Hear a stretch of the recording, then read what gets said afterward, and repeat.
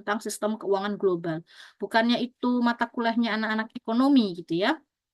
Ya betul, ini memang mata kuliah core-nya anak-anak ekonomi. Tapi jangan lupa bahwa kita di HI itu ada kajian ekonomi politik internasional yang sedang teman-teman pelajari, yang sedang teman-teman ambil, yaitu mata kuliah saya, gitu kan.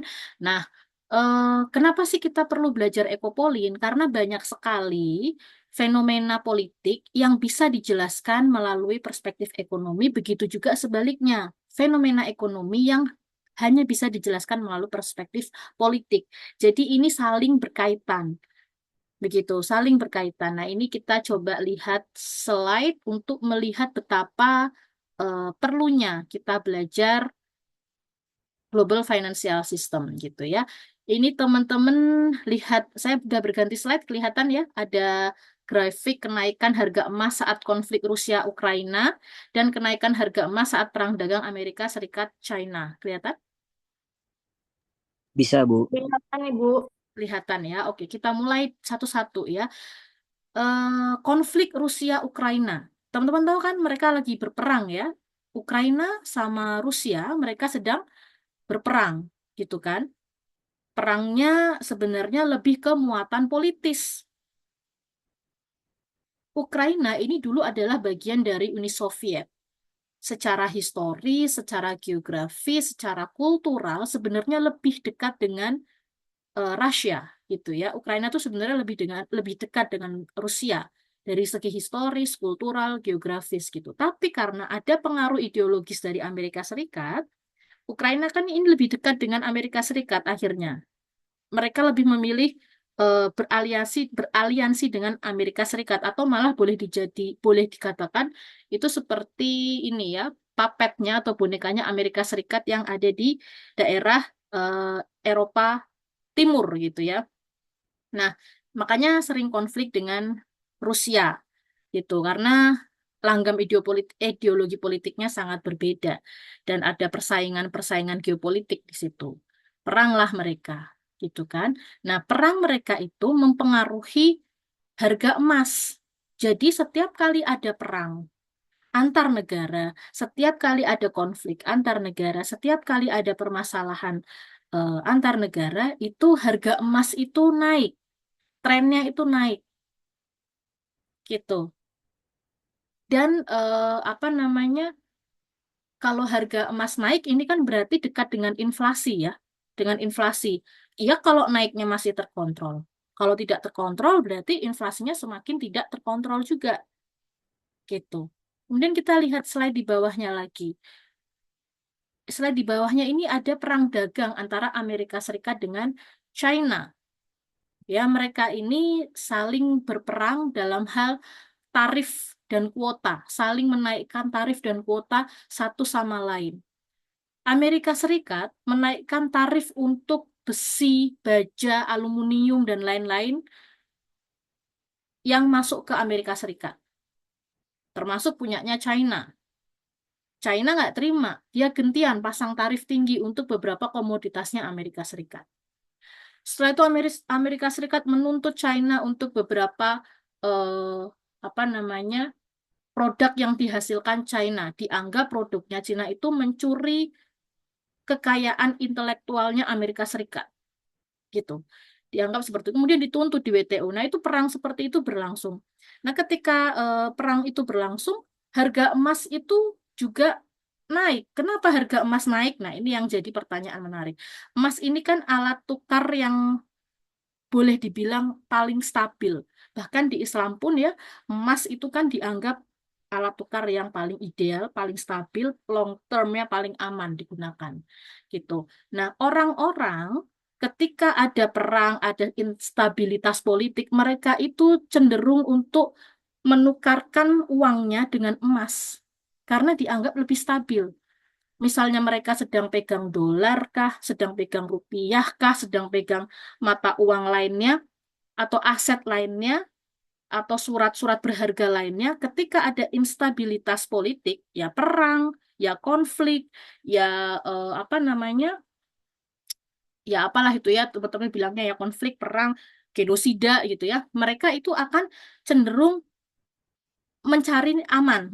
Apa investor-investor akan cari aman. Cari amannya dengan apa? Cari amannya dengan mereka akan eh, melepaskan surat berharga mereka dan ditukar dengan emas. Mereka lebih milih emas, nyari emas aja gitu. Karena emas itu memang paling aman, paling stabil, paling aman, paling berharga gitu. Jadi semuanya berlomba-lomba untuk menukarkan dengan emas ketika ada situasi yang tidak stabil seperti ini. Akhirnya kan kan ingat ya, dalam ekonomi itu semakin banyak permintaan tuh harga kan semakin mahal. Apalagi kalau yang diminta, komoditas yang diminta itu sifatnya terbatas, nggak banyak, limited.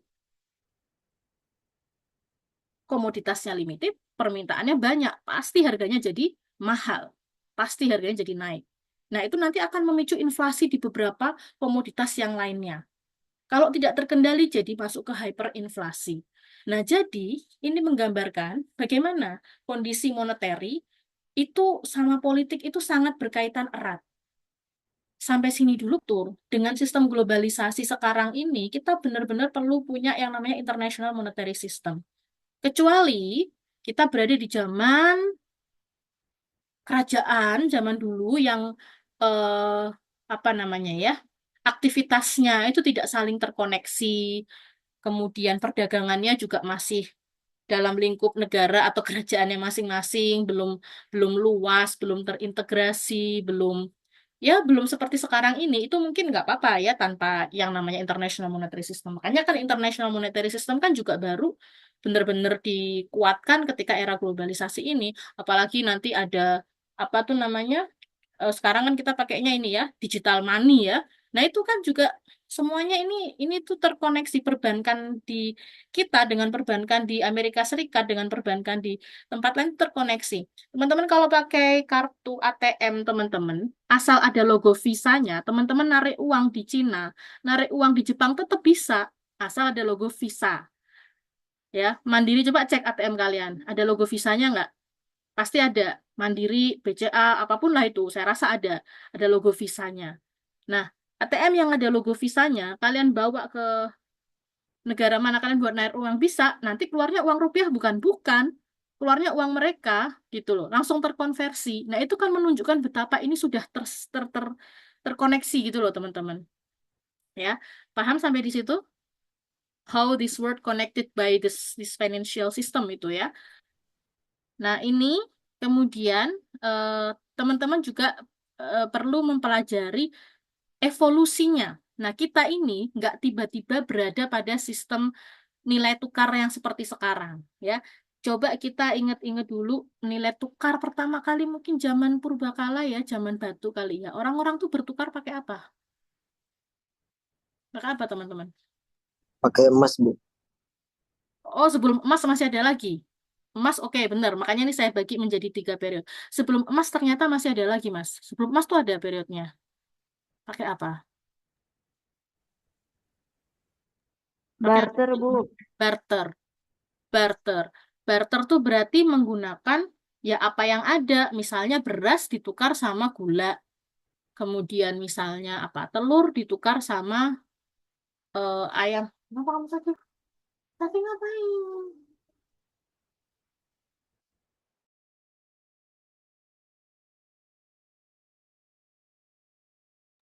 Ya kan barter kan apa namanya komoditas A ditukar dengan komoditas B gitu kan. Itu zaman dulu. Tapi kan bahan makanan itu kan tidak bertahan lama. Alat tukar seperti itu kan tidak bertahan lama dalam artian yang namanya makanan bisa busuk. Belum lagi nggak praktis juga. Belum lagi bisa jadi itu yang tidak dibutuhkan gitu kan. Kurang universal gitu. Akhirnya mereka berpikir cara apa ya, cara apa. Sempat juga pakai kerang. Pakai kerang gitu ya. Tapi itu akhirnya kayaknya kok ini ya apa namanya mereka berpikir lagi kerang ini kan terlalu banyak mudah ditemukan jadi seperti nggak ada value-nya semakin banyak itu apa namanya eh materinya bendanya itu kan berarti benda itu semakin less valuable. Kalau semakin langka, jadi semakin berharga. Itu kan sebenarnya logika ekonomi itu gitu. Semakin mudah ditemukan, semakin banyak tersedia, semakin gampang diakses itu semakin less valuable atau kurang berharga. Tapi semakin langka, semakin kualitasnya tinggi, semakin sulit ditemukan, itu semakin berharga gitu karena si kerang sama seperti gini deh, saya kasih contoh analoginya gini. Teman-teman ini dalam satu kelas misalnya, contoh ada 10 anak gitu ya. Ada yang rajin datang, ada yang sudah rajin datang, di kelas juga partisipasinya aktif, anaknya juga cerdas, pinter, tulisannya bagus, presentasinya bagus gitu ya.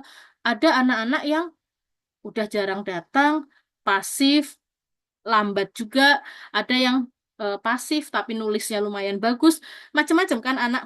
Bayangin semua anak itu saya kasih nilai A. A berharga lagi nggak?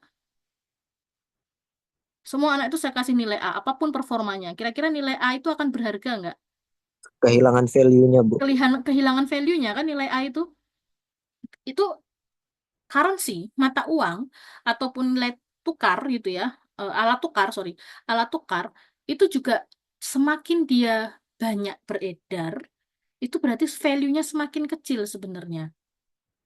Makanya inflasi harus dijaga, harus ditekan. Karena semakin inflasinya tinggi tuh value uang tuh semakin nggak berharga. Makanya kalau waktu itu di Yunani itu sempat waktu krisis gede-gedenya itu, uang sampai apa namanya, sekarung-karung gitu cuma buat beli telur.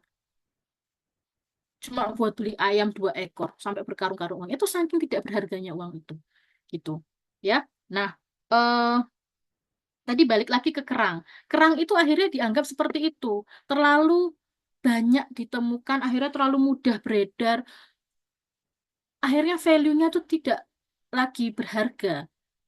Nah, mereka akhirnya memikirkan, aduh cari apa ini yang berharga. Akhirnya ketemulah emas. Nah, emas ini selama beribu-ribu tahun ya dari masa kerajaan-kerajaan itu, kerajaan dimanapun, kerajaan di Yunani, Romawi, Majapahit, nah Indonesia ya maksudnya, itu emas, apa kerajaan Ottoman ya, Ottoman Empire itu emas itu digunakan dan dianggap sebagai, diakui juga sebagai alat tukar yang paling stabil. Dia sulit, apa namanya, sulit didapatkan, langka, logam mulia, tidak mudah rusak walaupun dia bertahun-tahun dia nggak rusak, warnanya tetap stay gitu. Nah, itu akhirnya menjadi alat tukar gitu ya. Nah, akhirnya di gelombang pertama yang dianggap sebagai evolusi monetary system, International Monetary System itu adalah masa ketika alat tukarnya adalah emas. Gold as the instrument of exchange rate gitu ya. Tapi kemudian bergeser. Kenapa bergeser? Karena kan emas ini kan kalau dibawa-bawa juga kurang praktis ya. Kalau bawa logam emas banyak gitu kan, itu kan kurang praktis ya sebagai alat tukar. Berat, terlalu terlihat, terlalu mencolok gitu kan. Hal-hal yang seperti itu tuh kan membuat kemudian berpikir lagi, apa ya alat tukar yang kemudian bisa mudah untuk ditransfer, mudah untuk dimobilisasi, yang tidak terlalu berat, yang tidak terlalu, apa namanya, tidak terlalu berat, tidak terlalu apa sih, ibaratnya kayak sulit lah ya. Kayak misalnya emas, kita mau transfer emas berapa gram gitu ya, itu kan banyak sekali emas-emas batangan itu. Ya kan itu memberatkan juga sebenarnya, apalagi itu rawan dicuri dan lain sebagainya gitu kan. Akhirnya berpikirlah dan masuk ke masa setelah Perang Dunia itu ada Bretton Woods ya. Kalau sekarang IMF dulu namanya Bretton Woods. eh Amerika Serikat dengan Inggris. Karena mereka adalah pemenang di Perang Dunia Kedua, Amerika Serikat terutama. Mereka punya kekuasaan untuk menentukan sistem keuangan seperti apa gitu kan. Nah, akhirnya mereka berpikir bahwa oke, pakai uang kertas, bisa printing money, bisa cetak uang, tapi syaratnya cetak uang harus distandarkan dengan emas gitu ya. Eh apa namanya ya? Cetak uang di The Fed, The Fed itu bank sentralnya Amerika Serikat. Itu dulu punya aturan ya. Nanti kita lihat aturannya di sini ya. Nah, ini ya. Nah, ini yang kedua ya. US dollar was pegged or fixed to gold. Jadi 1 ons emas itu berarti anu ya, berapa? Sekitar 10 gram atau 1 gram? Satu on itu berapa? Saya cek dulu ya. Satu Screen kan? share Tunggu, tunggu. Screen share-nya hilang ya, bentar.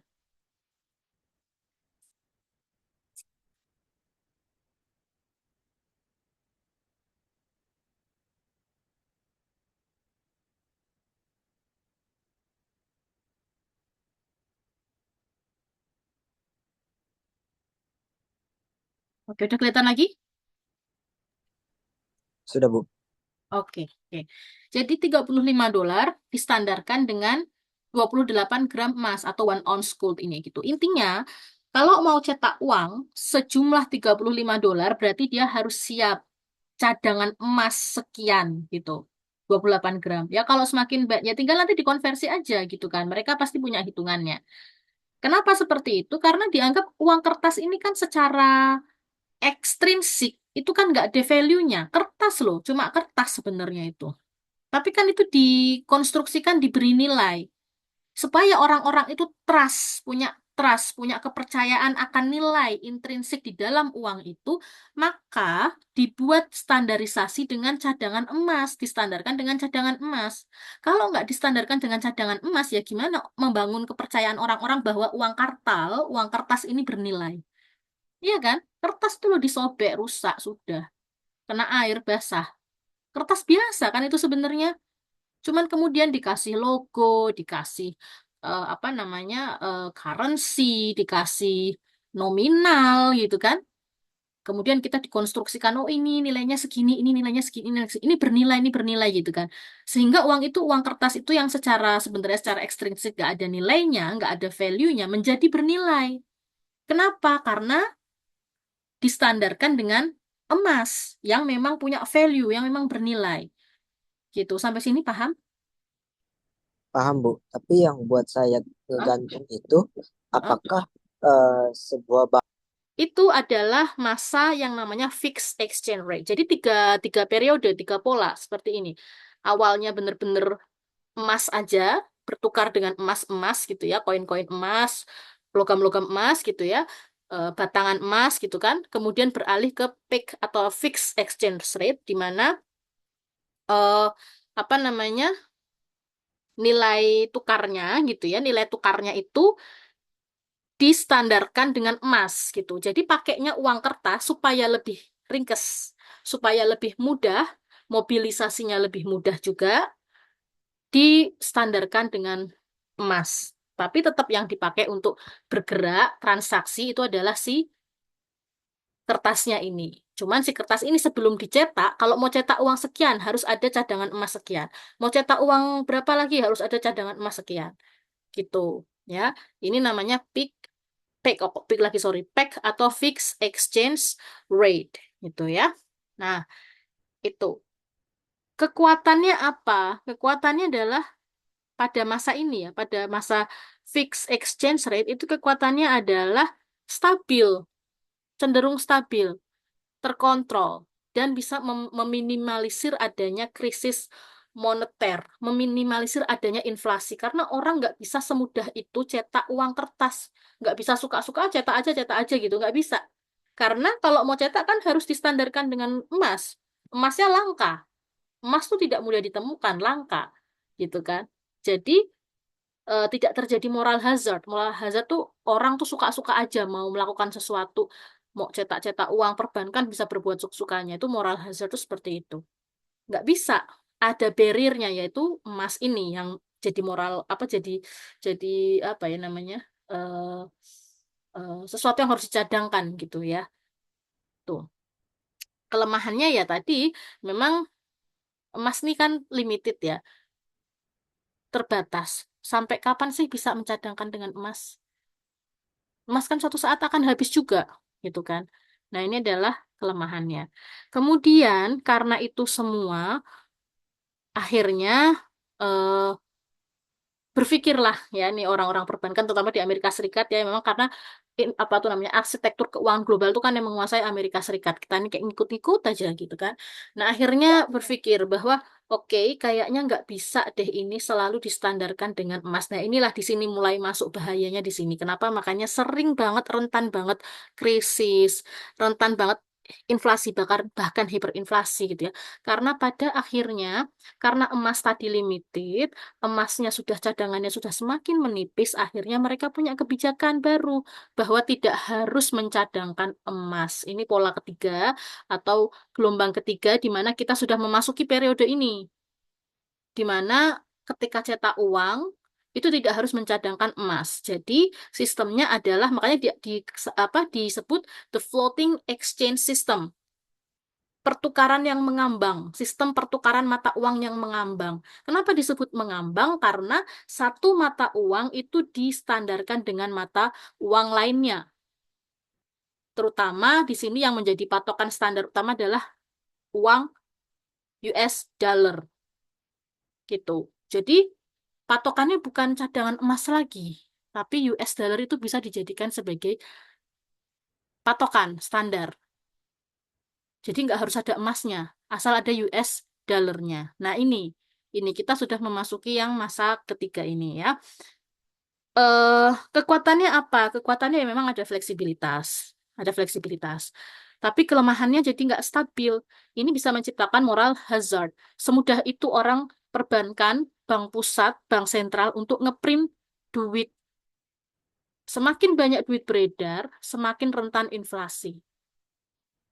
Semakin rentan inflasi, semakin rentan hiperinflasi. Hiperinflasi semakin banyak uang beredar, itu kan berarti harga-harga barang pokok semakin naik melambung tinggi. Itu bahaya. Gitu. Jadi rentan sekali sebenarnya. Floating exchange system ini adalah rentan. Gitu. Tapi yang mau bagaimana lagi memang kita sudah berada pada sistem keuangan global yang seperti ini dan yang mempunyai arsitekturnya adalah yang punya arsitektur keuangan itu kan Amerika Serikat. Memang pengontrol terbesar tuh US gitu ya. Gitu. Kenapa bisa begitu? Kita lihat itu karena memang US itu adalah pemenang Perang Dunia Kedua. Yang menang perang memang menguasai emas. Dari zaman dulu, siapapun pemenang perang dia akan menguasai emas. Awal mulanya dari situ, kenapa akhirnya US jadi superpower. Mata uang yang paling stabil, nilai tukar yang paling stabil selain emas adalah dolar. Dan yang kedua, eh, Amerika Serikat karena bapak moneternya negara-negara, ya dia memiliki tanggung jawab yang besar juga me- untuk menjaga sistem moneter internasional. Karena dengan begitu Amerika Serikat tidak bisa melakukan eh, hal-hal yang sesukanya karena apapun kebijakannya itu akan merambat ke kebijakan moneter global dan itu bahkan bakal merusak merusak sistem ekonomi internasional. Jadi ada barrier untuk uh, pengambilan tindakan Amerika Serikat ke depannya dan itu juga akan menahan uh, karena kita tahu ya Amerika Serikat ini kan negara yang overpower kalau bisa dibilang dan salah satu yang bisa menjinakkan mereka adalah dengan memberikan tanggung jawab moneter internasional ke mata uang mereka. Dengan begitu dia bisa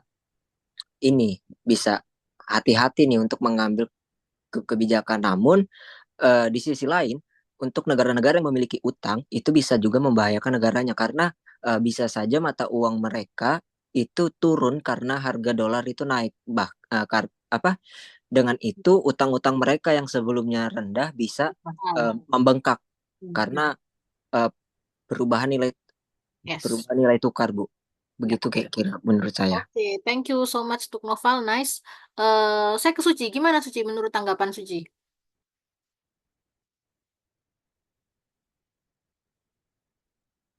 Nah, ini kemana ini Suci ini? Ada dan tiada. Suci?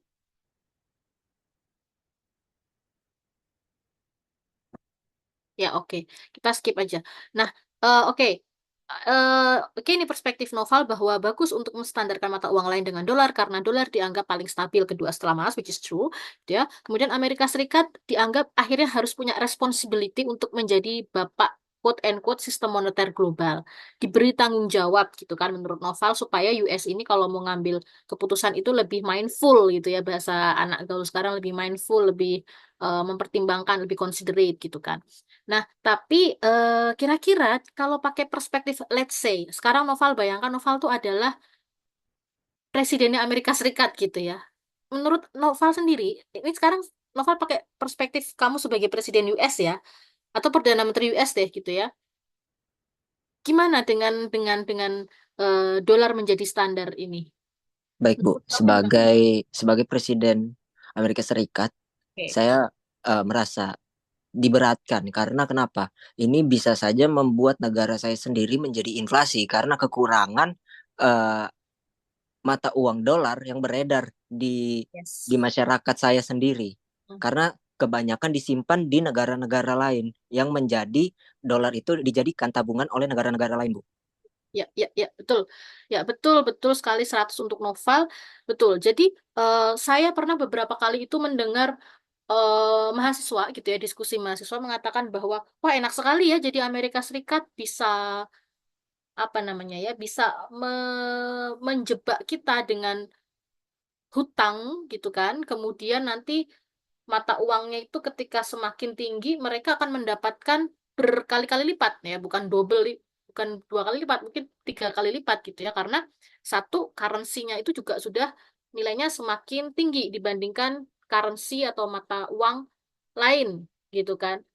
Seolah-olah posisinya itu always rainbows, selalu menyenangkan menjadi Amerika Serikat yang mana mata uangnya tuh menjadi mata uang cadangan, menjadi mata uang standar bagi dunia. Seolah-olah itu tuh semuanya tuh cuma senang-senangnya aja, padahal enggak. Padahal enggak. Nah, kita lihat kenapa enggak. Oke, sekarang kita lihat slide berikutnya ya. Sebelum Bu, kita maaf masuk Bu, ke share screen-nya apa? hilang lagi, Bu. Ah, oh Share ya kah? screen-nya hilang lagi. Oke, saya stop share dulu deh. Nunggu.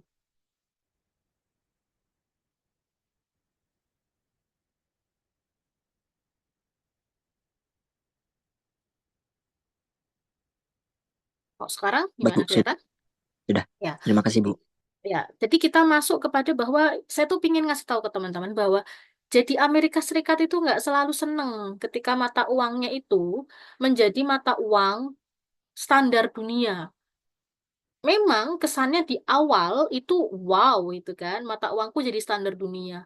Value-nya akan semakin tinggi. Kenapa value-nya akan semakin tinggi gitu ya? Nilai tukarnya akan semakin tinggi. Kenapa ya? Iya, karena hampir semua akan butuh dolar. Apalagi transaksi-transaksi keuangan global butuh dolar. India mau investasi ke Cina, ya pakai standarnya dolar dulu. Mana mau ke investasi apa lagi gitu ya.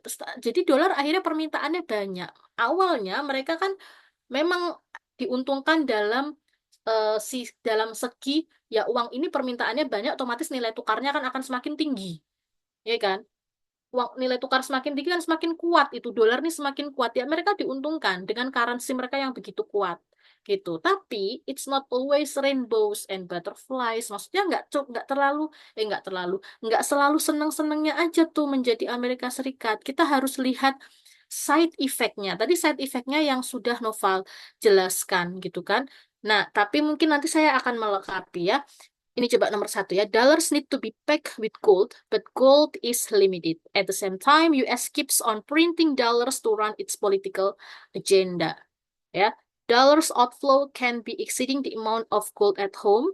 And how can people put trust on dollar when demand is too high while the gold is limited? Gitu ya. Maksudnya gimana? Maksudnya kan sebenarnya ketika mencetak dolar itu harus distandarkan ke emas, padahal emasnya sedikit.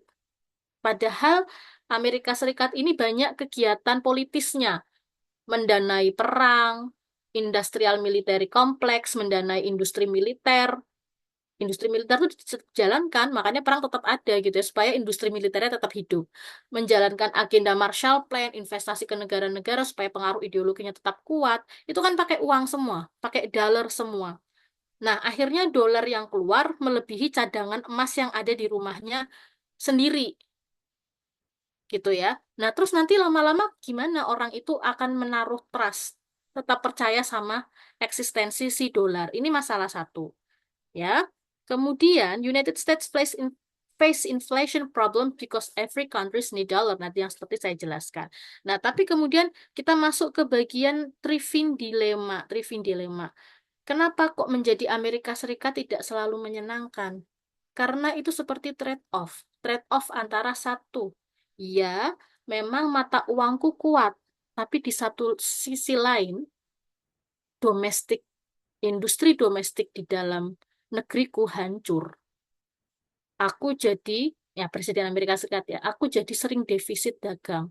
Amerika Serikat itu defisit dagangnya luar biasa. Kenapa begitu? Karena nilai dolar sangat kuat. Mereka kalau produksi barang di dalam rumahnya sendiri harganya jadi sangat mahal. Jadi nggak kompetitif sama barang import yang masuk dari Cina lah, dari mana lagi lah, apa dari India lah, dari Indonesia lah. Barang mereka jadi less kompetitif karena harganya terlalu mahal. Kenapa harganya terlalu mahal? Ya kan produksi di dalam negerinya, bayar buruh di dalam negerinya pakai dolar.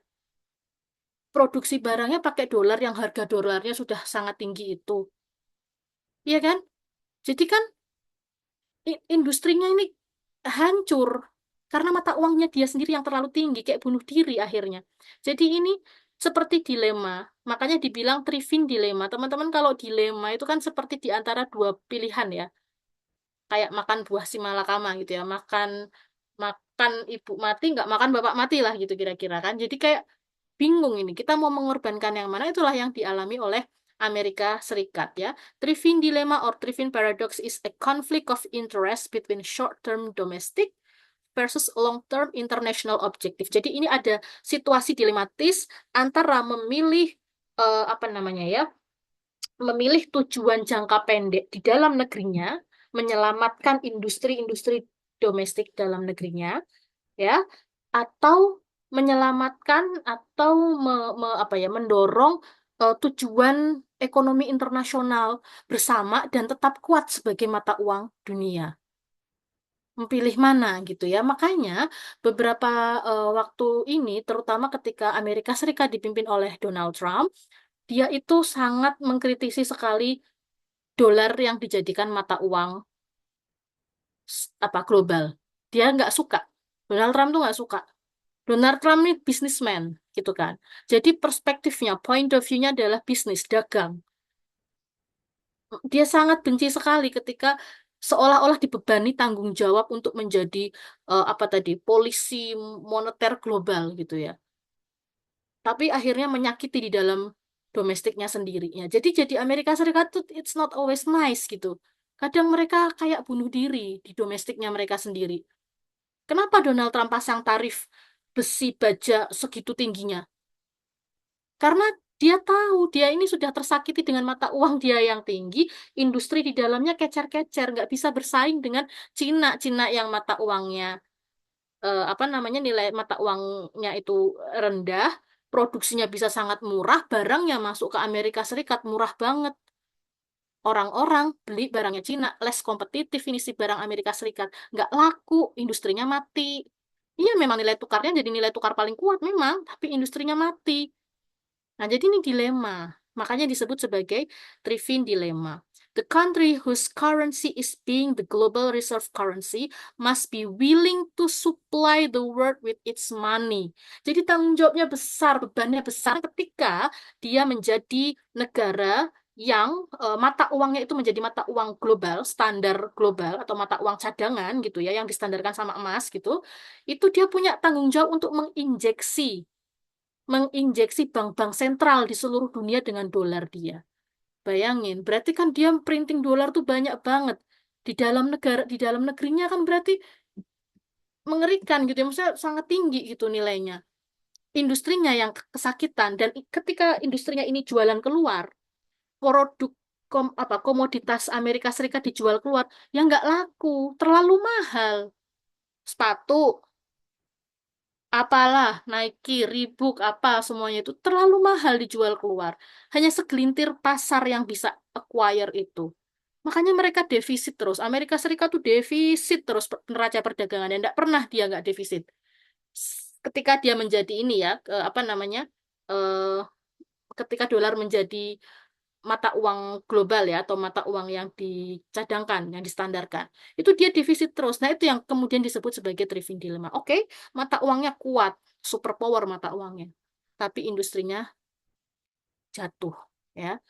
Defisit terus neraca perdagangannya. Ya, it means US need to inject money all over the world, which leads to inflation at home. The higher its exchange rate toward other currency, create deficit trade problems because their own products become more expensive and less compared to import products. Karena di dalam negeri ketika produksi pakai dolar, mata uangnya nilainya udah tinggi duluan nih. Ya otomatis harga barangnya jadi mahal banget. Dijual keluar, bersaing dengan barang Cina, bersaing dengan barang India, bersaing dengan barang Indonesia, jatuh gitu. Nggak kompetitif, nggak laku, makanya dia defisit. Ya, jadi ini dilemanya begitu ya. Ini the thriving dilemma, the inherent conflict of interest between domestic monetary policy and international monetary policy for a reserve currency nation gitu ya. Boost global economic growth and avoid kontraksi spiral. Jadi pilihannya dia selalu diposisikan pada situasi dilematis, menyangga pertumbuhan ekonomi global dan menjadi kekuatan currency, ya, menjadi kekuatan uang yang paling hebat, ya. Kemudian mencegah adanya apa namanya kontraksi spiral dalam keuangan global gitu ya. Jadi kayak penanggung jawab besar jagain semuanya gitu kan. Apa menyelamatkan domestiknya dia. Nah, kan Amerika Serikat ini selalu punya ambisi kan untuk menjadi hegemon, menjadi superpower, menjadi polisi dunia. Dia mau pilih mana nih? Terus menjadi polisi dunia tapi industri dalamnya akhirnya defisit terus? Apa dia mau mengorbankan status dia sebagai polisi dunia, sebagai mata uang yang bertanggung jawab tadi, tapi industri dalam negerinya apa lambat laun bisa selamat, dia pilih mana?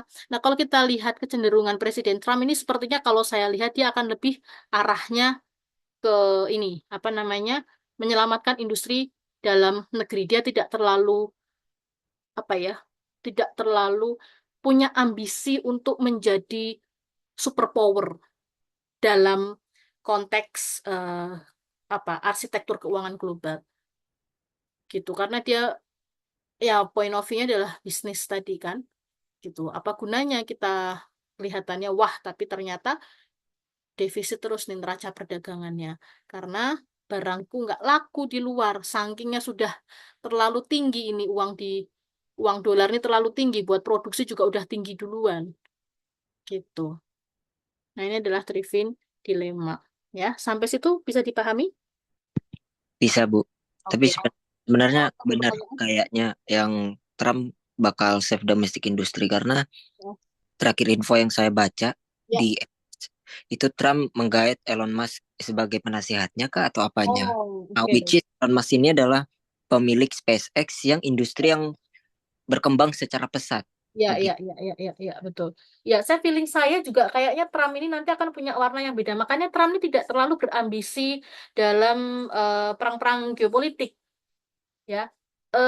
Ketika Trump yang periode tahun berapa dia kan pernah jadi presiden dulu kan ya sebelumnya Iya, itu Bu. kan dia Betul. juga menarik mundur pasukan pasukan militer di Afghanistan ditarik mundur, Irak tarik mundur, di Syria tarik mundur semua. Karena apa? Karena dia melihat bukan karena baik hati sebenarnya, tapi dia memang melihat bahwa itu adalah inefisiensi, nggak efisien, buang-buang anggaran. Buang-buang anggaran itu, perang tuh buang-buang anggaran. Bener kan sebenarnya? Mengirim pasukan itu kan pakai uang juga. Mengirim persenjataan pakai uang juga. Perang itu pakai dana juga. Makanya dia tarik itu mundur semua gitu. Nah, tapi ini nanti mungkin nanti kontestasinya ketika dia akan berhadapan dengan orang-orang yang menjalankan atau punya kepentingan di military industrial kompleks. Jadi military industrial kompleks itu adalah bisnis persenjataan yang skalanya besar, memang dia harus jalan. Supaya dia berjalan, supaya dia laku, bisnisnya tetap ada, tetap eksis, ya perangnya harus ada. Makanya perang itu kadang-kadang memang di-create sama orang-orang yang berada pada lingkaran military industrial kompleks ini. Itu ada kepentingan di situ. Ini kena kepentingan supaya perangnya tetap ada karena kepentingan bisnis juga.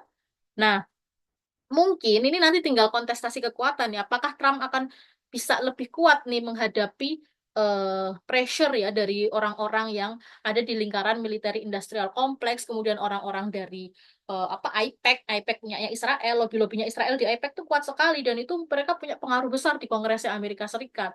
Nah, ini kita nggak tahu gimana. Tapi kalau melihat karakternya Trump, dia memang punya kecenderungan itu tidak tidak outward oriented, tidak punya ambisi superpower sebagai negara polisi dunia gitu ya, negara yang menguasai militeristik dunia gitu. Enggak, tapi lebih ke dagang. Pokoknya gimana caranya aku cuan gitu loh. Itu Trump gitu kan. Nah, ini kalau dilihat ini Trump nih kayaknya nanti lebih memilih untuk apa namanya safe domestic industry and balance of trade, mengembalikan, menyembuhkan nih defisit perdagangan di negaranya dia dengan cara udahlah dolar nih nggak usah sok-sokan jadi pahlawan pahlawan mata uang gitu ya, mensuntik sana suntik sini, ada krisis keuangan di negara lain kita ikut bingung gitu ya, yang penting di negara dulu kan, makanya dia semboyannya kan American First sama Make American Great Again gitu kan. Nah, itulah apa namanya sekilas tentang Triving Dilemma. eh Sebenarnya saya masih ada satu penjelasan, tapi ini kayaknya saya akan skip minggu depan ya, karena ini tenggorokan saya agak sakit, supaya minggu depan juga teman-teman yang lain bisa gabung, dan ini bisa saya record dulu, bisa ditonton sama sebagian yang tidak hadir. Kalau saya percaya Noval sudah paham gitu ya, tapi eh, saya kan juga berharap bukan hanya Noval yang paham ya. Jadi saya mungkin akan menjelaskan terkait Mundell Fleming atau trilema Mundell Fleming. Kalau yang ini dilema ya. Kalau dilema ini antara dua pilihan. Nanti yang mau saya jelaskan selanjutnya ini trilema namanya. Di antara tiga pilihan. Ada baiknya teman-teman baca dulu supaya besok pas saya jelaskan akan lebih mudeng. Ya. Jadi selain Triving Dilema, nanti negara itu ya dalam struktur moneter global itu akan dihadapkan sama yang namanya Mundell Fleming trilema, trilema bukan dilema. Trilema berarti tiga pilihan.